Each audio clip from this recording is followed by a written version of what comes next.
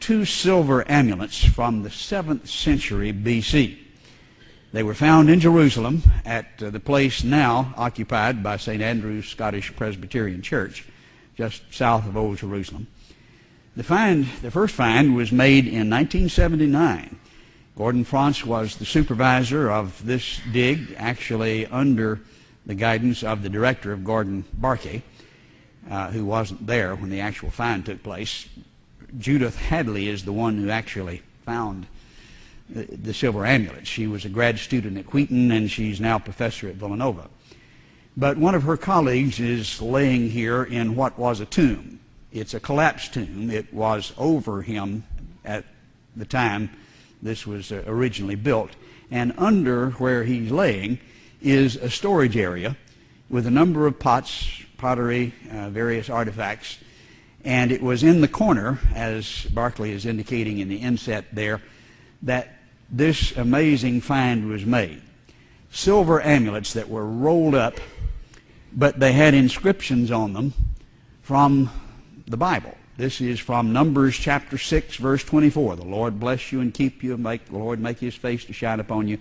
The priestly blessing was what the priest wore around their neck. They inscribed this on the pieces of silver, rolled it up, and wore it as an amulet. This is from Jeremiah's time, clearly identified from the pottery as well as from other cultural implications, and really not even contested by the liberals. Well, how did they inscribe so well on silver? In fact, we found with infrared technology in the last 2 years much more than what they originally found. Numbers 6, 24, 25, and 26 were very obvious. As we developed more technology, reported in the New York Times, by the way, just 2 years ago, almost the whole chapter of the context is engraved on the back of it. How did they do that?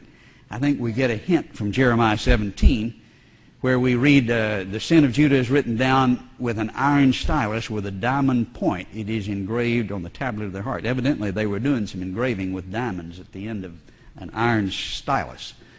And so on this, you do have the text. Now, the significance we related to this morning when we were talking about the Dead Sea Scrolls, the documentary hypothesis says these books that comprise the earliest books supposedly written by Moses, the early writers, weren't written then at all, but written after the captivity.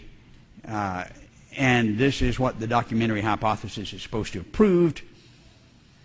And we found then some of the Dead Sea Scrolls that were actual copies of the Paleo-Hebrew, which had to have been written prior to the exile, because that's the only time that style was used. Now, when they found the 300 BC copies, it wasn't from before the exile, but there were copies of what was before the exile.